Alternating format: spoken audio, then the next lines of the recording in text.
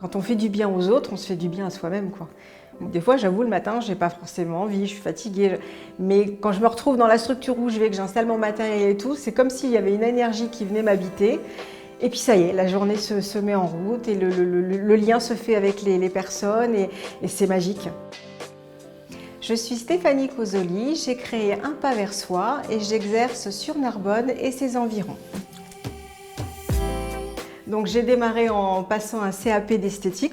Durant cette année, j'ai fait une jolie rencontre d'une élève qui était avec moi en classe mais qui était régulièrement absente. Et en fait, elle était malade, elle était hospitalisée régulièrement pour un cancer du sein. Donc je me suis rapprochée d'elle et on est devenues vraiment de très grandes amies. Et tout naturellement, en allant la voir à l'hôpital ou chez elle, je lui faisais des soins, je la massais, je la maquillais, on passait du temps ensemble, etc. Et là m'est venue l'idée que finalement l'esthétique, ça pouvait être aussi ça, prendre soin des gens qui étaient fragiles. Et donc par la suite, j'ai passé en 2000 le certificat de socio-esthétique. Le métier de socio-esthéticienne, c'est en quelque sorte une spécialisation du métier d'esthéticienne. C'est-à-dire qu'on ne va pas faire un protocole de soins de A à Z. Une personne peut venir pour un soin visage, par exemple, mais ne va pas avoir envie d'avoir tout le soin. Donc il nous arrive très souvent de faire le nettoyage et de suite passer au modelage, au massage relaxant et d'arrêter là. Ça peut être des personnes qui viennent d'apprendre le diagnostic d'un cancer, par exemple. Ça peut être des personnes qui d'un seul coup sont face à la survenue brutale d'un handicap suite à un accident de la circulation ou un AVC. Ça peut être des personnes qui ont des pathologies, on va dire, avec un handicap qui vient petit à petit, qui s'installe mais qui ne l'accepte pas. C'est un soin de support et d'accompagnement à part entière. Alors après mon diplôme, donc quand je suis allée voir les directeurs de services dans les hôpitaux, etc., ils m'ont tous dit « Ah, c'est une super idée, c'est vraiment très bien, mais il n'y a pas les fonds ». Donc il fallait bien travailler. Donc j'ai travaillé en institut. Voilà, j'ai fait mon métier d'esthéticienne classique, on va dire, pendant plusieurs années, et sans pouvoir concrétiser cette envie de faire cette activité. Et puis c'est une fois que mon petit dernier a eu 3-4 ans, là, j'ai dit, c'est bon. Voilà, je vais enfin me lancer dans ce qui m'habite, en fait, voilà, ce qui me fait vibrer. Et puis, il se trouve que je me suis séparée.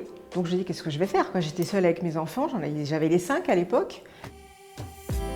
C'est une amie qui m'a parlé de BGE. J'ai dit, on va voir. Donc, j'y suis allée.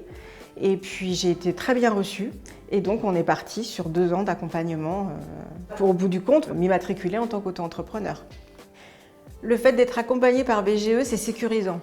On a le moindre doute, on a la moindre question, on appelle, on a des rendez-vous, ils nous expliquent comment faire ou ce qu'il ne faut pas faire. Pour moi, j'avais le sentiment d'avoir moins de risques de faire des erreurs. On est tombé aussi pendant la période du confinement, donc ils m'ont quand même encouragée parce qu'il y a un moment où on ne travaillait plus du tout.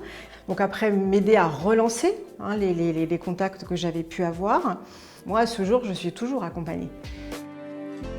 J'exerce surtout dans des structures spécialisées, donc ça va être des centres hospitaliers, ça peut être aussi des EHPAD, et les maisons de soins de suite et de réadaptation. J'interviens aussi au domicile de personnes qui sont hospitalisées à domicile. Voilà, donc c'est assez divers en fait.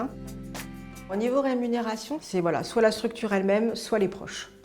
Et puis là maintenant, j'ai un cabinet de socio-esthétique où je peux recevoir également les personnes qui ne veulent pas forcément recevoir quelqu'un chez elles, qui ne sont pas forcément en parcours d'hospitalisation, mais qui ont besoin de ces soins-là. C'est mon petit havre de paix, mon petit cocon, où je peux accueillir les personnes à ma façon. Voilà, donc ça, j'avoue que je suis très contente de ça aujourd'hui.